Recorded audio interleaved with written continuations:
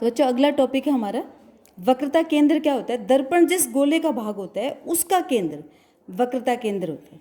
देखो इसके लिए हम डायग्राम से देख लेते हैं इसको कि जैसे हमारा ये वाला एक कोई गोला है और उसका हमने ये वाला पार्ट कर रखा, आधा पार्ट इसका अलग कर दिया मान लो, और उसका जो सेंटर पॉइंट है मतलब इस जो गोला है इसको अगर हम इस तरह से मिला लें तो इसका जो सेंटर पॉइंट है, मध्य बिंदु है, इसको हम क्या बोलेंगे, सी को वक्रता केंद्र बोलते हैं।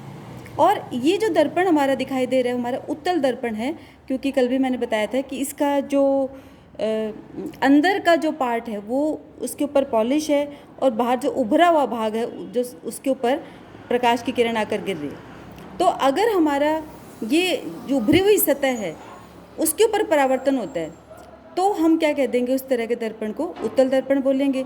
तो हम देखेंगे कि उत्तल दर्पण में जो सी होगा वो कहाँ होगा, हमारे दर्पण के पीछे होगा, क्योंकि पॉलिश कर रखी है ना, प्रकाश की किरण यहाँ से आ रही है। तो इसमें जो उत्तल दर्पण है उसमें सी हमारा कहाँ होगा, दर्पण के पीछे होगा। और ऐसे ही अगर हम अवतल दर्पण में देखें तो इसमें क्या होगा कि क्योंकि देखो ये जो गोला है, मान लो हम ये पूरा कंप्लीट गोला है, तो उसका जो सेंटर पॉइंट यहाँ पे होगा, यानी कि इसका सी कहाँ है, इस तरफ है। ठीक है, तो इसमें जहाँ पर प्रकाश की किरण आ रही है मतलब उसी साइड पर इसका सी है, यानी कि वक्रता केंद्र है। तो देखो इसमें फ़र्क है, उत्तल दर्पण में जो वक्रता केंद्र होगा वो हमारा दर्पण के पीछे होगा और अवतल दर्पण में जो वक्रता केंद्र होगा वो हमारा दर्पण के सामने होगा। इसको ध्यान से समझना है, कई बार समझोगे तो थोड़ा सा कंसेप्ट समझ में आएगा ये, क्योंकि सी में कन्फ्यूज़न हो जाता है। बस तुम ये ध्यान रखना कि अगर हमारा ये वाला दर्पण है इस तरह से तो उसका जो सेंटर पॉइंट तो इधर ही होगा ना, इसका सेंटर पॉइंट यहाँ होगा, तो ये वक्रता केंद्र है। अगर हमारा अवतल दर्पण है तो इसका सेंटर पॉइंट सेंटर नेचुरल इस तरफ होगा, तो इसलिए इसका वक्रता केंद्र यहाँ होगा। ठीक है, अगला है वक्रता केंद्र के बाद वक्रता त्रिज्या। वक्रता त्रिज्या ये है बच्चों, इसमें से इसको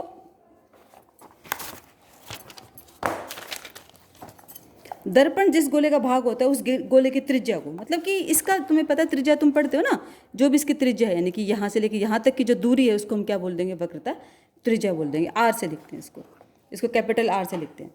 अब आगे ध्रुव, दर्पण की परावर्तक सतह के मध्य बिंदु को दर्पण का ध्रुव कहते हैं।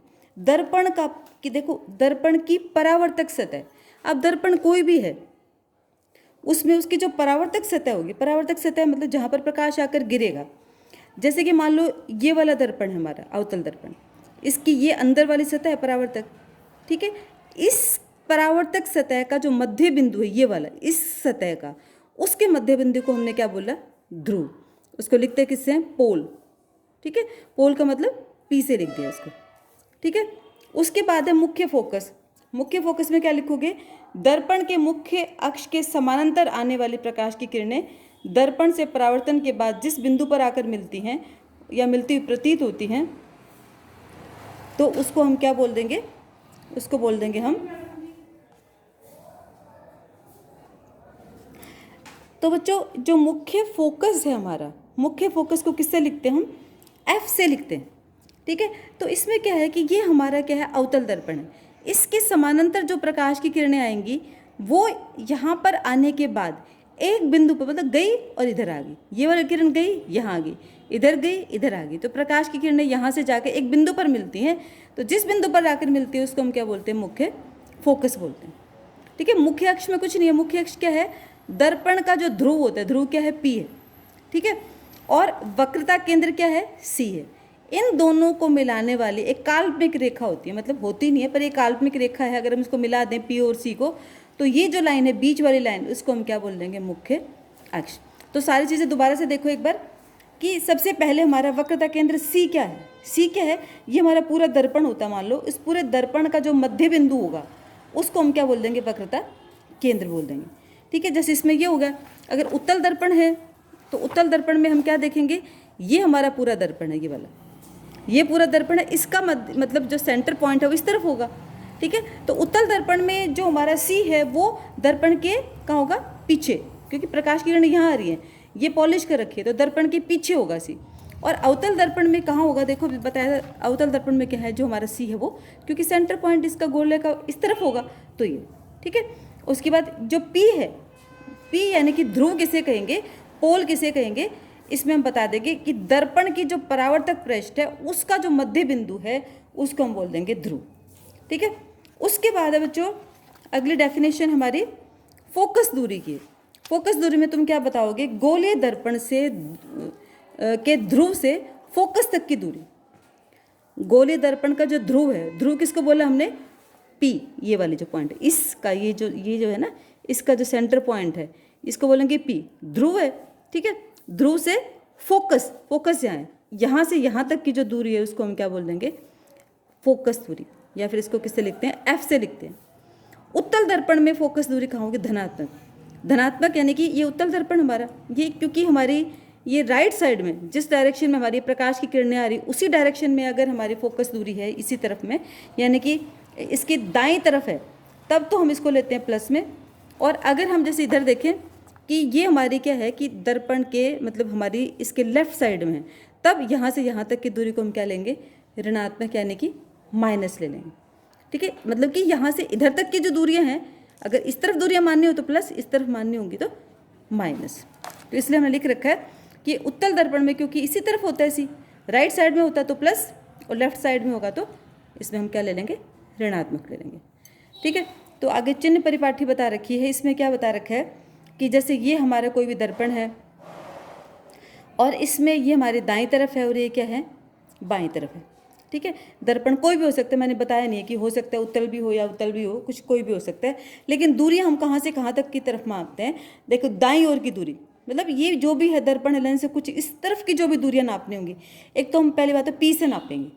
ठीक, कोई पॉइंट तो नापना पड़ेगा ना कि कहाँ से नापनी है, तो P से नापेंगे। मान लो यहाँ तक की दूरी है, जो भी कुछ है दूरियाँ हमेशा इस तरफ की दूरियों को हमेशा क्या लेंगे? प्लस में। और इससे इस तरफ की जितनी भी दूरियाँ होंगी वो हमेशा क्या होंगी? माइनस में होंगी। बाईं ओर की दूरी क्या होगी? माइनस में होगी। ठीक है, अब ये हमारी जैसे हमने बताया था कि ये हमारा क्या मुख्य अक्ष है P, और ये जो भी रेखा हमारी इसको मुख्य अक्ष बोलते हैं। जो हमारी वस्तु रखी होगी वो ऊपर की तरफ रखते हैं हमेशा। हम बहुत सारे तुम सोचते हो कि क्या वस्तु है, क्या कुछ है, अब आगे हम पढ़ेंगे। जैसे शीशे में देखते हैं तो उसकी जगह पर, जैसे हम अपने आप को देखते हैं उसकी जगह पे यहाँ पे एक तीर का निशान लगा रखे हैं, ये क्या है? एक वस्तु है। वस्तु को हम क्या बोल देते हैं? बिंब बोलते हैं। ठीक है, इसको यहाँ रखते हैं मुख्य अक्ष के ऊपर। ठीक है, और जो प्रतिबिंब बनता हो सकता है नीचे भी बन सकता है, ऊपर भी बन सकता है, वो हम देख लेंगे। तो अगर ऊपर वस्तु रखी गई तो यहाँ से यहाँ तक की जो दूरी है उसको हम किस में नापते हैं? प्लस में नापते हैं। और अगर दूरी यहाँ से नीचे की तरफ नापनी हो, मुख्य अक्ष के नीचे नापनी हो, तो उसको किस में लेंगे हम? ऊंचाई नीचे की तरफ नापनी होगी तो क्या लेंगे? माइनस में। ठीक है, तो यहाँ से यहाँ तक की बाईं ओर की दूरी हम माइनस में नापेंगे, दाएं ओर की दूरी हम प्लस में नापेंगे। ऊपर वाली प्लस में, नीचे वाली माइनस में। ठीक है, जो वस्तु होती है उसको हम बिंब बोलते हैं, और जो बनता है ये वाला नीचे की तरफ बना उसको हम बोलते हैं प्रतिबिंब। ठीक है, तो ये चीज़ थी इसमें। उसके बाद है बच्चों ये गोलीय दर्पण द्वारा प्रतिबिंब निर्माण के लिए क्या नियम है? मतलब जब भी कोई गोलीय दर्पण है तो प्रकाश की किरण जब आती है तो कहाँ कहाँ से जाती है? सबसे पहला नियम क्या है? जब कोई प्रकाश की किरण मुख्य अक्ष के समानांतर आती है, देखो समानांतर मतलब ये हमारा मुख्य अक्ष है। मुख्य अक्ष दोबारा सुन लो क्या चीज़ होती है? जो हमारा P है ध्रुव है और C है वक्रता के, उसको मिलाने वाली जो काल्पनिक रेखा है उसको हमने क्या बोल दिया? मुख्य अक्ष। मुख्य अक्ष पर जब कोई भी किरण है, ये इसके मुख्य अक्ष के समानांतर किरण है, ये जब भी कोई किरण आती है तो टकराने के बाद हमेशा एक पॉइंट से गुजरती है, उसको हम क्या बोलते हैं? फोकस। ये फोकस दूरी होगी। ठीक है, तो ये हमारा था अवतल दर्पण, और ये हमारा क्या है? उत्तल दर्पण। उत्तल दर्पण में प्रकाश की किरण आई, उत्तल दर्पण क्या करता है? किरणों को फैला देता है। फैला देता है तो फिर ये पीछे की तरफ बढ़ती हुई दिखाई देती हैं, ये भी हमेशा फोकस पे मिलेंगी। उसके बाद है जब प्रकाश की किरणें मुख्य अक्ष के समानांतर आती हैं तो हमेशा गोलीय दर्पण से परावर्तन के बाद फोकस से गुजरती हैं, गुजरती हुई प्रतीत होती हैं। ठीक है, ये आई मतलब अगर यहाँ से आई कि फोकस से आएंगी तो क्या होंगी? सिद्धि हो जाएंगी। पहले क्या होती है? यहाँ सिद्धि आई तो फोकस से गुजर गई, अगर फोकस से आती हैं ऐसे तो यहाँ से सीधी गुजर जाएंगी, ये रूल है। उसके बाद जो तीसरा रूल है वो क्या है कि जब प्रकाश की किरण वक्रता केंद्र से कभी भी जाएंगी, ध्यान रखना ये चीज़ें आगे काम आएंगी। वक्रता अगर कोई किरण सीधी आई यहाँ से तो ये दर्पण से टकराई तो हमेशा वापस चली जाएगी, मतलब C से आने वाली किरण C से ही वापस चले जाएगी, चाहे अवतल दर्पण हो चाहे उत्तल दर्पण हो, यहाँ C से आई C से चलेगी। ऐसे बच्चों ध्रुव पर आपतित किरण और परावर्तित किरण क्या करेगी, मुख्य अक्ष से समान कोण बनाती है। यानी आने वाली किरण ये होगी, जाने वाली ये होगी, मतलब जितने एंगल का कोण ये जो बना रखा है, इतना जो आने वाली जो किरण है मुख्य अक्ष के साथ जो कोण बनाएगी, जाने वाली किरण भी मुख्य अक्ष के साथ उतना ही कोण बनाएगी। ठीक है, ऐसे इसमें और ऐसे जो इतना कोण है उतना ही कोण ये होगा आगे।